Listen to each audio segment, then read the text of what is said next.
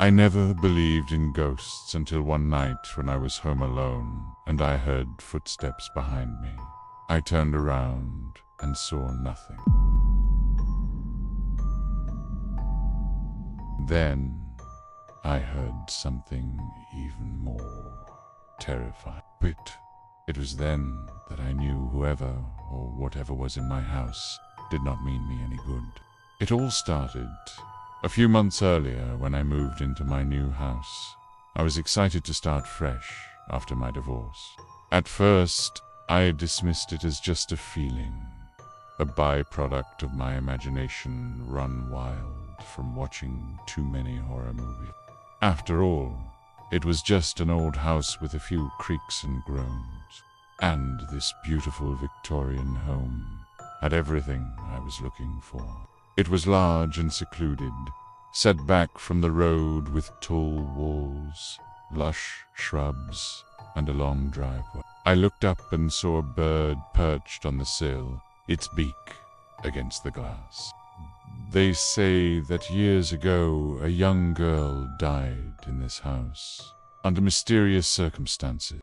Some believe she was murdered by her father, while others say she took her own life after being guilted at the altar. Suddenly, I heard a loud bang, followed by a crash.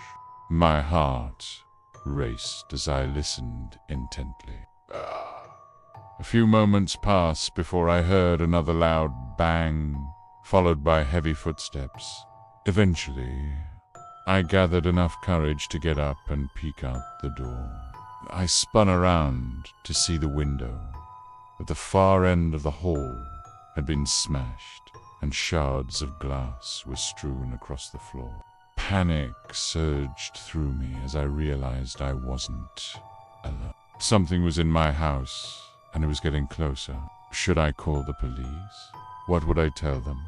That I thought I heard footsteps, and that the window had shattered. They'd think I was crazy. The hallway was dark and empty. The only sound, the distant pounding of my own heart. I don't know how long I stood there, but it felt like an eternity. Then, suddenly, the footsteps stopped. Ooh. I heard a loud bang as if something had hit the door, and then silence. I cautiously made my way to the end of the hall and turned on the light. Nothing out of the ordinary. To this day, I can still hear it. The sound of footsteps behind me. The feeling of cold fingers brushing against my skin. And when I turn around, there is nothing there. Stubborn, maybe even crazy. But all I know is that I refused to let some ghost drive me out of my own home. I was determined to stay, to confront whatever evil was haunting me and win. Or maybe I was just deluding myself, pretending to be brave when deep down I was nothing but a coward. I screamed and scrambled back, pressing my back against the wall. What sane person would choose to stay in a haunted house, knowing that they're not alone? I hope you'll join me here every week as we explore the darkest corners of the human psyche and the shadows that lurk within our souls. Until then, remember, you're not alone. But also remember, sometimes it's better to be alone because loneliness can be comforting when the alternative is the unknown. Knowing that every night they might be sharing their bed with a dead body, hearing the whispers of spirits in the dead of night. But that's where I found myself, and I wouldn't have it any other way. Because it's not the ghosts that scare me. It's the darkness within us all. My voice was gone. The figure took a step forward and I gasped, recoiling in fear. There standing in the doorway was nothing. The room was dark, illuminated only by the faint moonlight streaming through the broken window. It was then that I knew, beyond the shadow of a doubt, that this house was haunted. But it wasn't the ghost that terrified me the most. But how could I? That house was my home. All my belongings were there, my furniture, my clothes. How could I leave it to whatever evil lurked within? It was the knowledge that whatever evil lurked within these four walls was still out there, hiding in the shadows, waiting for me to let my guard down. And there in the middle of the floor was a single white feather. It raised its hand and I squeezed my eyes shut, bracing for impact. But instead of pain, I felt a cold breeze on my neck. The door swung open and I stared in disbelief as a shadowy figure emerged from the darkness. Whatever the truth, her spirit is said to haunt the house to this day, moving objects, shaking beds, and even interacting with visitors. As I watched, it tilted its head and let out a loud tap, tap, tap. Still, I could not help but feel a chill down my spine as I thought about the stories and the strange events that had been happening in the house. Her husband had passed away 6 months prior, and she was often seen peering out her window with a pair of binoculars, searching the neighborhood for a suspect. They seemed to be coming from the hallway outside my bedroom. The doorknob rattled violently and I screamed, scrambling back from the door. I buried my face in my hands and waited for whatever was out there to go away. But it didn't. Mr. Hemmings next door had a different theory. He believed that the house was haunted. I jumped, startled by the sudden noise, and the bird flew away. I shook my head, chalking it up to my overactive imagination. The interior was just as impressive, boasting high ceilings, large rooms, and ornate moldings and fireplaces. I couldn't wait to make it mine. I pressed my back against it, listening intently for any sound, footsteps, heavy breathing, anything, but there was nothing, only silence. As soon as I stepped inside, I got the feeling that I was being watched. Then the tapping began. I was sitting alone in the living room one evening when I heard a soft tapping sound coming from the window. But the tapping continued. No matter where I went in the house, it followed me. One night I was in the kitchen making dinner when I heard the tapping again. This time, it was coming from the kitchen window. I walked over and looked out, but there was nothing there. The tapping continued for a few moments before stopping abruptly. As the weeks passed, the tapping became more frequent and more brazen. Sometimes it would start in the middle of the night, waking me from a deep sleep. Other times it would happen during the day when I was out and about, but not so that I could hear it. My neighbors, though, were another story. Mrs. Gable across the street was convinced that someone was stalking her. One day, while mowing his lawn, he told me about a local legend. Of course, I didn't believe him. Ghosts weren't real. The only thing haunting this house was the memory of my own demons. Then, one night, things really started to escalate.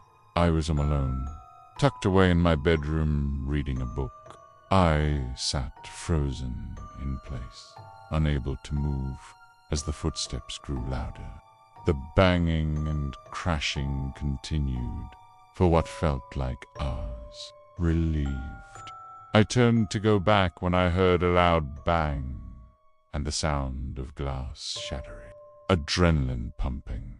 I raced back to my bedroom and locked the door. I waited, frozen in fear, not knowing what to do next. Then I heard it again. the sound of footsteps in the hallway, slowly approaching my bedroom door. I didn't move. I didn't breathe. I was petrified. Then the doorknob began to turn. I tried to scream, but no sound came out. Slowly, I opened my eyes and turned my head. I reached out, my fingers brushing against its soft surface. And as the days turned into weeks, and the weeks into months, the tapping continued, a constant reminder that I was not alone.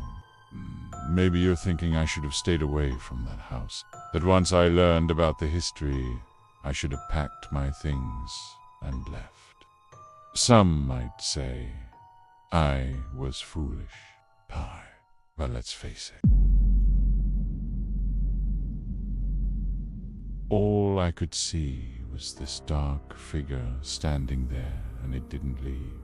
It just stood there for hours and hours watching me.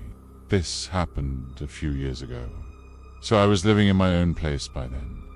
I had just moved into this new apartment, and it was amazing.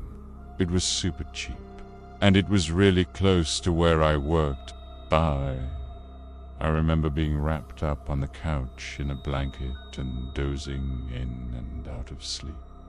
I remember my eyes getting droopy, but I forced them open because I didn't want to miss anything important. I don't know why I felt like I shouldn't miss anything important. I mean, it was just TV, but maybe something big was going to happen on the screen.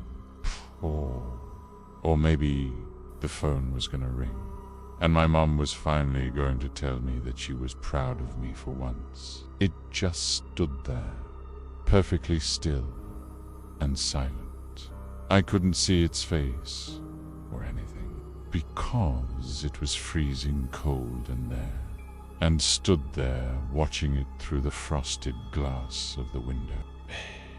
It was still standing there. I couldn't believe it. Why didn't it come inside? I thought it wanted to get in. I wonder if it'll be there. At 5, it was crate. I thought it would have left by now. Why wouldn't it leave? Why is it still standing there? What does it want from me? What was it doing? Was it trying to get in? Was it trying to break the window? I don't know. I couldn't see. It seemed to take forever. But it eventually wandered back away from my window. It's just a person. We don't know who it is. Okay. I waited 4 hours for the police to come by. And when they finally showed up, I had already forgotten what it looked like. I mean, all I could remember was this overwhelming sense of dread and fear. It wasn't even that I felt unsafe. It was like I felt exposed. Maybe it was just waving. Maybe it was just some homeless guy trying to ask for money or food. Well, it wasn't going away. I still don't know what it was. I still wonder about it sometimes. And whenever I see a dark figure walking across my lawn during the day, I can't help but think that maybe it's him or her. Maybe it's one of them. I don't know. But when I turned around, it was gone. It disappeared. And when the police showed up, they couldn't find any sign of it. They asked me, what did it look like? What was it wearing? Could I describe anything about it? But I couldn't. I couldn't tell them anything about it. I couldn't even tell them what gender it was. I just told them it was a person. That was all I knew. It was just this dark silhouette. Then it raised its arm, and it waved. I froze. What did that mean? Was it waving at me? Did it see me? Why did it wave if it saw me? And it had this huge sliding glass door that looked out onto the garden. I had eaten dinner, and I had fallen asleep on the couch, and I woke up and it was still there. I got up and stretched and yawned and walked over to the window. I was really tired of seeing it, but it was still there. I could feel my heart beating really hard in my chest. My hands were shaking. I knew I should call the police, but I was frozen. I couldn't move. I couldn't speak. I couldn't do anything except stand there and watch this thing. So I turned the volume up and I pulled the blanket tighter around me. And I tried to watch this show about ghost adventures or something. Eyes. But every time I looked away from the TV, I saw it out of the corner of my eye. It was still just standing there. I started to get a little freaked out, but I didn't want to be scared. I mean, it probably wasn't anything dangerous. Maybe it was just a homeless person. But it had been standing there for hours, and I started to drift off to sleep again. Suddenly, I saw something move outside the window.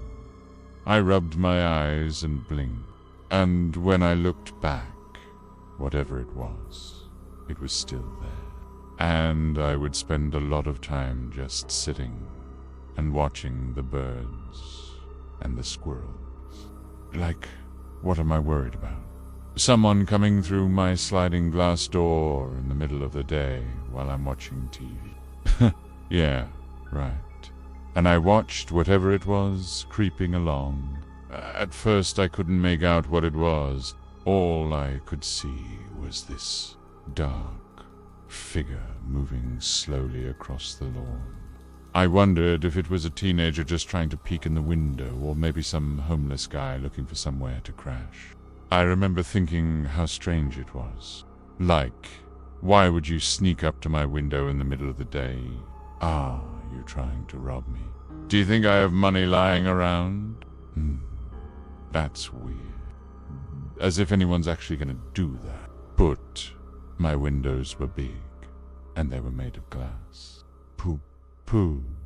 You could easily just push them open and slip inside. So, I mean, I guess I should lock them. But it was such a nice day. I felt kind of weird closing the blinds. One night I was homesick with the flu. I don't remember what day it was or even what I was watching on TV. I tried to concentrate on the TV, but I started feeling drowsy again. I got a bit of a fright because I live in a pretty safe neighborhood and I never lock my doors. I always feel silly locking my doors. So I just sort of sat there, unsure what to do. And then it stopped. I stopped watching TV and I watched this thing standing outside my window. I decided to go to the bathroom. I needed to pee anyway, so I got up, walked into the bathroom, zipped up my jacket. I washed my hands, went back into the living room, put the TV back on, tried to act like nothing had happened. I checked my phone. Must have been around 3 o'clock. Now, I wonder if it's going to be there at 4 o'clock. It must have been 6 hours later. Then it took a step closer to the window. I screamed and fell backwards. I called the police. I told them what had happened, and they said they'd send someone over. The officer said, well, that doesn't help us much. That night I locked my doors for the first time ever. Okay. So this happened to me when I was 17. I was home alone in my house because my mum had gone out of town for like a girls' weekend or something. And my dad was on a business trip. So it was just me at home. I was just chilling in my room, doing some homework, listening to some music. It was a Friday night, so I was really just waiting for the weekend to be over so I could go back to school and see my friends. And I remember thinking, well, if he's just standing there, then maybe I can just sneak down, fire escape, and get to my window and open it and ask him what he's doing. I don't know how long I stayed in there. I honestly forgot about time. And eventually I stopped hearing the footsteps and I stopped hearing him call my name. So I started to calm down a little bit. And after a while, I started to feel really stupid because I realized that I had been hiding in my closet for probably hours at this point, and I had to go to school soon. Because, I don't know, maybe he was just lost or something. I was gone, stay at a friend's house or something, because I couldn't stay in my house. He was just standing there, staring at me, and I don't know what it was. But at that moment I knew I was in danger. I knew I had to get away from him. I don't know what it was, but there was just something in his eyes that was just pure evil. It felt really weird. It felt really uncanny. I sat up in bed and rubbed the sleep out of my eyes and got out of bed and went to the bathroom and splashed water on my face and stared at myself in the mirror. And I was like, did any of that happen? So I got off my bed and started walking towards my window to open it. But as I did, I heard him say my name again. And I just wanted to go home and forget that day ever happened. And they were really upset. They called the police and we looked everywhere for whatever this guy's name was. But we couldn't find him anywhere. They weren't deep, but they were definitely there. And it was like a weird pattern of scratches, like he had scratched me. But sometimes at night I still hear him calling my name. And this time it was louder and it sounded desperate.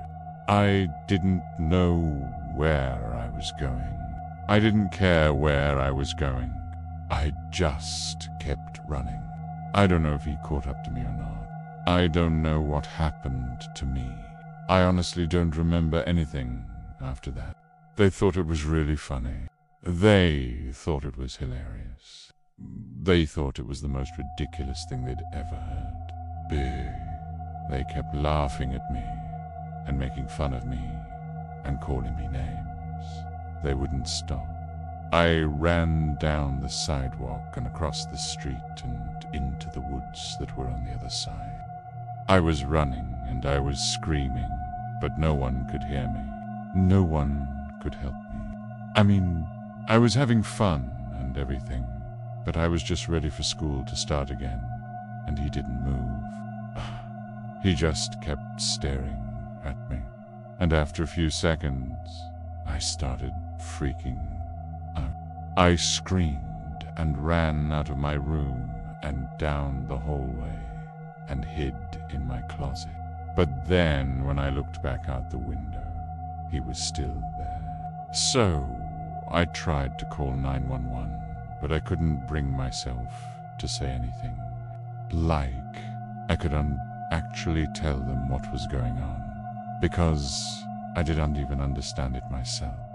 I couldn't explain what I had seen or what was happening. So I ended up just hanging up the phone. He was still standing in the exact same spot, and it was like nothing had changed. It was almost like I had never left my room. I don't know why I went to my closet specifically. I guess I just associated it with safety or something. And this time it sounded really loud. No, it was like he was right outside my window, and that's when I knew I couldn't stay in that room. I had to get out. I don't know. And so I was kind of sitting there just staring at my textbook, not really paying attention. But I started hearing this noise. It was like footsteps outside my window. No, if you don't know, my window is about 2 stories up, so it's pretty high, and it's also fenced in. So you have to have a key to get in the yard. So I got out of bed, walked over to the window and pulled back the curtains just a little bit. And I saw this figure standing in my backyard. It was a guy, and he was tall and skinny, and he had his arms stretched out like he was hanging from something. And he was just standing there staring up at my window. And I couldn't see his face because of the shadow cast by the tree behind him. He was standing really still, like he hadn't moved at all. And I live in a nice neighborhood, so there's no reason for anyone to be in my backyard. I heard these footsteps, and they were getting closer to my window. So I started paying attention, and what I heard next made my blood run cold. I heard someone say my name. They said it really softly, like barely above a whisper, but I distinctly heard them say my name. My first thought was maybe it's my mum. Maybe she forgot her key and she's trying to let herself in. She does that sometimes. But then I remembered that she was out of town. And besides, even if it was her, she would have called me if she needed me to open the door. She wouldn't be sneaking around my window in the middle of the night. So I started to get scared, and I decided to just go check it out. And I stood there just staring at him, wondering what the hell he was doing. And when I knew I didn't want to open the window, and I froze and just stared at him. And I stayed in there for a really long time. So I got out of my closet, and I went back to my room to get ready for school. And that when I started to panic again, because at this point I had been hiding in my closet for hours and he still had UN left. I was just sitting there frozen with fear when suddenly I heard him call my name again. So I ran out of my room again, and I went downstairs and out the front door, and I was gone. Now run away from home. Before I could get far, I heard a noise behind me, and I turned around to look, and I saw him standing in my front yard. So I started running. I ran as fast as I could. And then, as I'm running, I hear him say my name one last time. It was the last thing I heard before I passed out. The next thing I remember is waking up in my bed with the morning sun shining in my face. And it was like nothing had ever happened. And as I was looking at myself in the mirror, I noticed that I had scratches on my arms and legs. I went to school that day, and I told my best friends what had happened. They thought I was just making it up. They didn't believe me. And I just felt worse. I felt humiliated. I felt embarrassed. When I got home, I told my parents what had happened. And I haven't seen him since.